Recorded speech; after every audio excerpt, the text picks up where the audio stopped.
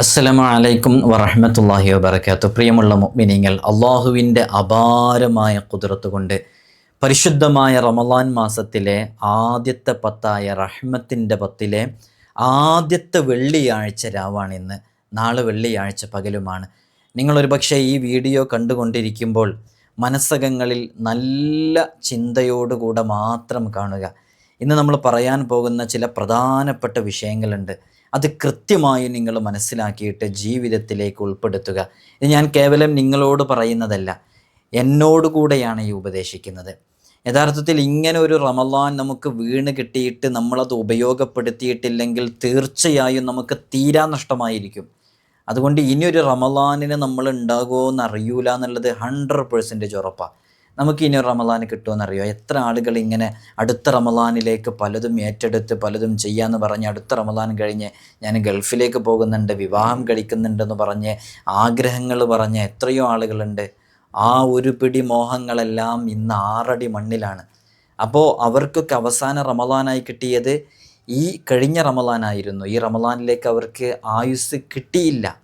നമ്മൾ 2 മാസം ദീർഘകാലം റബ്ബിനോട് ചോദിച്ച് വബല്ലിഗ്നാ റമളാൻ എന്ന് പറഞ്ഞ് ദുആ ചെയ്ത് അള്ളാഹു നമുക്കൊരു റമളാൻ കൂടെ നൽകിയിരിക്കുകയാണ്. എൻ്റെ പ്രിയമുള്ള മുഅ്മിനീങ്ങളെ, നഷ്ടപ്പെടുത്തരുത്. അവസരം കൃത്യമായി ഉപയോഗപ്പെടുത്തണം. റബ്ബ് നമുക്ക് നൽകുന്ന വലിയ സൗഭാഗ്യങ്ങളെക്കുറിച്ച് നമ്മൾ മനസ്സിലാക്കണം. അള്ളാഹു നമുക്ക് തൗഫീഖ് നൽകട്ടെ ഇൻഷാ അല്ലാഹ്. വിഷയത്തിലേക്ക് പ്രവേശിക്കുന്നതിന് മുമ്പ് എല്ലാ ദിവസവും നമ്മൾ സൂചിപ്പിക്കാറുള്ളത് പോലെ തന്നെ നേരിട്ട് കാണാനുള്ള ഡേറ്റ് ചൊവ്വാഴ്ചകളിൽ മാത്രമാണ്. ചൊവ്വാഴ്ച നേരിട്ട് വരാൻ ബുക്ക് ചെയ്യാൻ വിളിക്കേണ്ടത് ഞായറാഴ്ച 10 മണിക്കാണ്. അതുപോലെ തന്നെ നമ്മൾ നമ്മുടെ നോമ്പ് തുറയെക്കുറിച്ച് പറഞ്ഞിട്ടുണ്ടായിരുന്നു, നിങ്ങൾക്കൊക്കെ അറിയാം. വിശുദ്ധ റമളാനിൽ ഏറ്റവും പുണ്യകരമായൊരു കർമ്മമാണ് നോമ്പ് തുറപ്പിക്കുക എന്നുള്ളത്. ഇന്നലെ ഞാനിത് പറഞ്ഞപ്പോൾ, കഴിഞ്ഞ ദിവസങ്ങളിലൊക്കെ പറഞ്ഞപ്പോൾ ഒരുപാട് ഉമ്മമാർ അവരുടെ മനസ്സിൻ്റെ ഉള്ളിലുള്ള എത്രയോ സഹോദരന്മാർ, അവർ ജോലിയിൽ പ്രയാസങ്ങൾ അനുഭവിക്കുന്നവർ, അതിൽ നിന്നൊക്കെ രക്ഷ കിട്ടണം എന്നുള്ള നിയ്യത്തോടു കൂടെ അവർ നോമ്പുതുറ ഏറ്റെടുത്തവരുണ്ട്. അതിൽ ഞാനിപ്പോഴും ഓർത്തു പോവുകയാണ്, ഒരു ജയിലിലകപ്പെട്ടവർക്ക് വേണ്ടിയിട്ട്, അവരുടെ പ്രിയപ്പെട്ടവർ വേണ്ടിയിട്ട് മോചനം കിട്ടാൻ വേണ്ടിയിട്ട് ഏറ്റെടുത്തത്. അള്ളാഹു എല്ലാവർക്കും ഖൈർ നൽകട്ടെ ഇൻഷാ അല്ലാഹ്. ഈ റമളാനിലെ ഒരു നോമ്പുതുറയുടെ നിങ്ങളുടെ വിഹിതം ഇൻഷാ അല്ലാഹ് ഒരു 50 പേരുടെയോ 30 പേരുടെയോ 20 പേരുടെയോ ഏറ്റെടുക്കാൻ സാധിക്കുമെങ്കിൽ ഈ കാണുന്ന നമ്പറിലൊന്ന് അറിയിക്കണം ഇൻഷാ അല്ലാഹ്. ഒരുപക്ഷെ അതായിരിക്കും നമ്മുടെ ജീവിതത്തിലെ ഒരു ടേണിംഗ് പോയിൻ്റ് ആയിട്ടുള്ള, നമ്മൾ പ്രതീക്ഷിക്കാത്ത രൂപത്തിൽ നമുക്ക് ഒരുപാട് ഖൈറുകൾ ലഭിച്ചേക്കാവുന്ന നല്ലൊരു വഴി തുറന്നു കിട്ടാൻ അതൊരു കാരണമായേക്കാം. അള്ളാഹു തൗഫീഖ് നൽകട്ടെ ഇൻഷാ അല്ലാഹ്. അപ്പോൾ അത് പ്രത്യേകം ഓർമ്മപ്പെടുത്തണം. അതിൽ നമ്പറും കാര്യങ്ങളൊക്കെ ഉണ്ട്. ഞാൻ ഇന്നിവിടെ പറയാൻ ഉദ്ദേശിക്കുന്നത്, മുത്തുനബി സല്ലല്ലാഹു അലൈഹി വസല്ലം തങ്ങൾ അവിടുത്തെ 23 വർഷക്കാലത്തെ ജീവിതത്തിൽ ധാരാളം പ്രതിസന്ധികളും പ്രയാസങ്ങളും ബുദ്ധിമുട്ടുകളും അനുഭവിച്ചു. ഒരുപാട് പ്രയാസങ്ങൾ നേരിടേണ്ടി വന്നു. നമുക്കൊക്കെ അറിയാം, ത്വായിഫിൻ്റെ വീതിയിലൂടെ മുത്തുനബി സല്ലല്ലാഹു അലൈഹി വസല്ലം തങ്ങൾ നടക്കുമ്പോൾ അവിടുത്തെ കണങ്കാലുകളിൽ നിന്ന് രക്തം ഒലിക്കുമാർ ശത്രുക്കൾ എറിഞ്ഞ്, കരിങ്കൽ ചീലുകളൊക്കെ ഉണ്ട് എറിഞ്ഞ് വല്ലാതെ പ്രയാസപ്പെടുത്തി എത്രയോ സംഭവങ്ങളുണ്ട്. ഹബീബായ സല്ലല്ലാഹു അലൈഹി വസല്ലം തങ്ങൾ അവിടുന്ന് ഇങ്ങനെയുള്ള പ്രതിസന്ധികളും പ്രയാസങ്ങളും ബുദ്ധിമുട്ടുകളൊന്നും ഉണ്ടായിട്ട് അള്ളാഹുവിനോട് ഒരു പരാതി പറഞ്ഞിട്ടില്ല എന്നുള്ളതാണ്.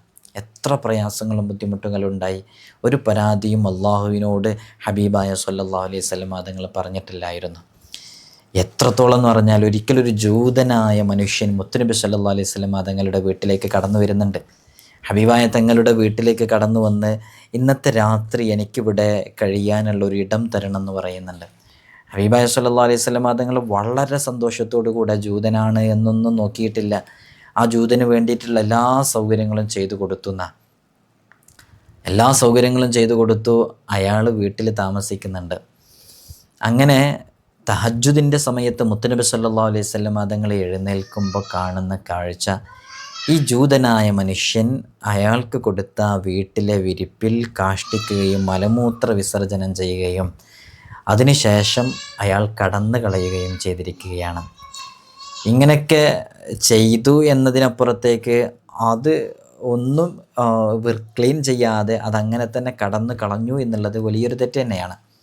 പക്ഷേ ഇപ്രകാരം മുത്തുനബി സല്ലല്ലാഹു അലൈഹി വസല്ലം തങ്ങളെ ദ്രോഹിച്ച, ബുദ്ധിമുട്ടാക്കിയ, പ്രയാസപ്പെടുത്തിയ ജൂതൻ്റെ വിഷയത്തിൽ ഹബീബായ സല്ലല്ലാഹു അലൈഹി വസല്ലം തങ്ങൾ അള്ളാഹുവിനോട് ഒരു പരാതിയും പറഞ്ഞിട്ടില്ല.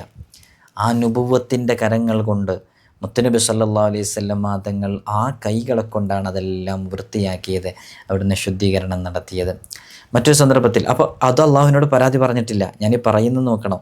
എന്നാൽ നബിതങ്ങൾ പരാതി പറഞ്ഞ 2 വിഷയങ്ങളുണ്ട് അള്ളാഹുവിനോട്. അത് റമദാനുമായി ബന്ധപ്പെട്ടതായതുകൊണ്ടാണ് ഞാൻ പറഞ്ഞു വരുന്നത്. ഇത്രയൊക്കെ പ്രയാസങ്ങളുണ്ടായിട്ടും ഹബീബായ തങ്ങൾ ഇതുവരെ അള്ളാഹുവിനോടൊരു പരാതിയും പറഞ്ഞിട്ടില്ല. 2 വിഷയങ്ങളിലൊഴികെ. ആ 2 വിഷയങ്ങൾ നമ്മൾ ഗൗരവത്തിലെടുക്കണം. നോമ്പുമായി ബന്ധപ്പെട്ടതാണ്, മനസ്സിലാക്കണം. മറ്റൊരു സന്ദർഭത്തിൽ 3.5 വർഷക്കാലം നരകയാതന അനുഭവിച്ച് മുത്തുനബി സല്ലല്ലാഹു അലൈഹി വസല്ലം തങ്ങൾക്ക് കഴിയേണ്ടി വന്നിട്ടുണ്ട്.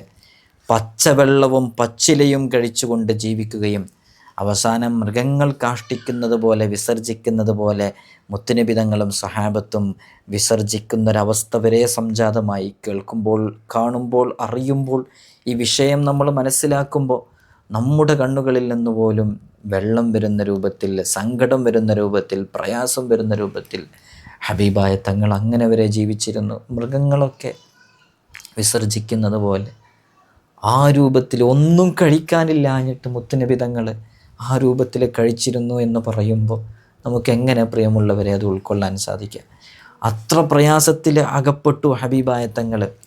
ആ രൂപത്തിൽ വെള്ളം കോരാൻ ഉപയോഗിക്കുന്ന, വെള്ളമെടുക്കാൻ ഉപയോഗിക്കുന്ന തോലിൻ്റെ തൊട്ടിയുണ്ട്. ആ തൊട്ടിയിൽ നിന്ന് അല്പഭാഗം മുറിച്ചെടുത്ത് ആ തോല് വെള്ളത്തിൽ തിളപ്പിച്ച് കഴിക്കേണ്ട അവസ്ഥ ഹബീബായ തങ്ങൾക്കുണ്ടായി. 3.5 വർഷക്കാലം അങ്ങനെ സംഭവിച്ചു. ഹബീബായ തങ്ങൾ അനുഭവിച്ച വിശപ്പ്, ആ വിശപ്പിനെക്കുറിച്ച് മുത്തുനബി സല്ലല്ലാഹു അലൈഹി വസല്ലം തങ്ങൾ അള്ളാഹുവിനോടൊരു പരാതിയായി ബോധിപ്പിച്ചിട്ടില്ല. ഇങ്ങനെയൊക്കെ പ്രവാചക ജീവിതത്തിൽ, ഹബീബായ തങ്ങളുടെ ജീവിതത്തിൽ ധാരാളം യാതനകളും വേദനകളും സഹിക്കേണ്ടി വന്നപ്പോഴും അവിടുന്ന് ഒരു ചെറുപുഞ്ചിരിയോടെയാണ് അതിനോടൊക്കെ നേരിട്ടത്. എന്നാൽ 2 വിഭാഗം ആളുകളെക്കുറിച്ച് ഹബീബായ സല്ലല്ലാഹു അലൈഹി വസല്ലം തങ്ങൾ അള്ളാഹുവിനോട് പറയും. 2 വിഭാഗം ആളുകളെക്കുറിച്ച്. അപ്പോൾ ഒന്ന് ആലോചിച്ച് നോക്കണം, ആ 2 വിഭാഗം ആളുകൾ എത്രമേൽ പരാജിതരായിരിക്കും, എത്രമേൽ ഭാഗ്യം കെട്ടവരായിരിക്കും. ഹബീബായ സല്ലല്ലാഹു അലൈഹി വസല്ലം തങ്ങൾ പരാതി പറയുന്ന അവസ്ഥയിലേക്ക് തരം താണുപോയ ആ ദൗർഭാഗ്യവന്മാരുടെ അവസ്ഥ എത്ര ദയനീയമാണ്. ആ 2 വിഭാഗത്തിൽ ഒരു വിഭാഗം ആരാണെന്നറിയോ? ഹബീബായ സല്ലല്ലാഹു അലൈഹി വസല്ലം തങ്ങൾ പറയുന്നുണ്ട്, റമളാൻ സമാഗതമായിട്ടും ആ റമളാനിനെ ബഹുമാനിക്കാത്ത വിഭാഗം ആളുകളാണ്. റമളാൻ വന്നിട്ടതിനെ ബഹുമാനിക്കാത്ത ആളുകൾ. ഇന്നലെ വരെയുള്ള ജീവിതമാണ് നമ്മുടെ ഇന്നത്തെ ജീവിതവും, ഒരു മാറ്റവും ഇല്ല. നമ്മൾ ഇന്നലെയും 5 വഖത്ത് ഫർള് നിസ്കാരം നിസ്കരിച്ചു, ഇന്നും 5 വഖത്ത് ഫർള് നിസ്കാരം തന്നെയാണ്.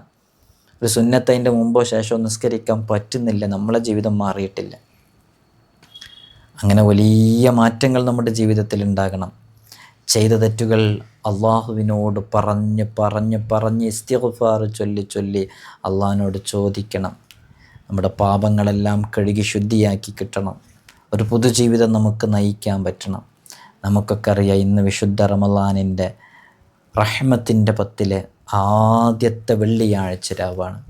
എൻ്റെ പ്രിയമുള്ള മുഅ്മിനീങ്ങളെ, അവസരങ്ങൾ നഷ്ടപ്പെടുത്തരുത്. കൃത്യമായി ഉപയോഗപ്പെടുത്തണം. നോമ്പ് ആത്മാർത്ഥതയുള്ളതായിരിക്കണം. കാണുന്നതെല്ലാം വാരി വലിച്ച് കഴിക്കാനുള്ളതാകരുത്.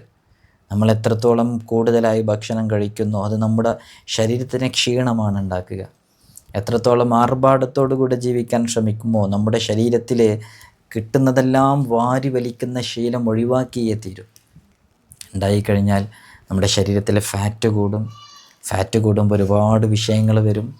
നമുക്കൊരുപാട് കലോറി നമ്മുടെ ശരീരത്തിലേക്ക് എത്തിക്കഴിഞ്ഞാൽ അത് വലിയ ബുദ്ധിമുട്ടുണ്ടാക്കും. മിതമായ രൂപത്തിൽ കഴിക്കുക. ഹബീബായ സല്ലല്ലാഹു അലൈഹി വസല്ലം തങ്ങളുടെ ജീവിതത്തിലെ ഭക്ഷണവുമായി ബന്ധപ്പെട്ട വിഷയം നമ്മൾ പറഞ്ഞു. അങ്ങനെ തന്നെയാണ് കഴിക്കേണ്ടത്. അല്പം മാത്രം കഴിക്കുക. എല്ലാം കഴിക്കാനുള്ളതല്ല, ആവശ്യമുള്ളത് മാത്രം കഴിക്കുക. വയറ് ഇങ്ങനെ വീർത്ത് വരുന്നത് വരെ കഴിക്കണമെന്ന നിർബന്ധം നമുക്കുണ്ടാകരുത്. കുറഞ്ഞത് മാത്രം കഴിക്കുക. അങ്ങനെ ഒന്ന് കഴിച്ച് ശീലിച്ച് നോക്കൂ. തഹജ്ജുദിന് നേരത്തെ എഴുന്നേൽക്കാൻ പറ്റും. നല്ല ഉന്മേഷം ഉണ്ടാകും. ആളുകളൊക്കെ പറയും മെലിഞ്ഞൊട്ടിയിട്ടാണ് നടക്കുന്നതെന്ന്. തടിയൊന്നുമില്ലാന്ന്. ഒരു തടിയുള്ള ആളെ കണ്ടാലും ഒരു മെലിഞ്ഞ ആളെ കണ്ടാലും ആൾ ഭയങ്കര തടിയാണ്, നല്ല ഉഷാറാണ്, നല്ല ആരോഗ്യമുണ്ടെന്ന്, ഒന്ന് ഓടാൻ പോലും കഴിയൂലെന്ന്. നേരെ മറിച്ച് ഈ മെലിഞ്ഞൊട്ടിയെന്ന് ആളുകൾ പറയുന്ന ആളുടെ ശരീരത്തിൽ നല്ല എനർജി ഉണ്ടാകും, എല്ലാം ചെയ്യാൻ കഴിയും. ആരോഗ്യമുള്ള ശരീരം ഉണ്ടാവുക എന്നുള്ളതിൻ്റെ അർത്ഥം ഒരുപാട് തടി ഉണ്ടാവുക എന്നുള്ളതല്ല. ഇബാദത്തിനെ കുറിച്ചാണ് പ്രധാനമായിട്ട് പറയുന്നത്. ശരീരം ശ്രദ്ധിച്ചാലാണ് ഇബാദത്ത് ചെയ്യാൻ പറ്റുക.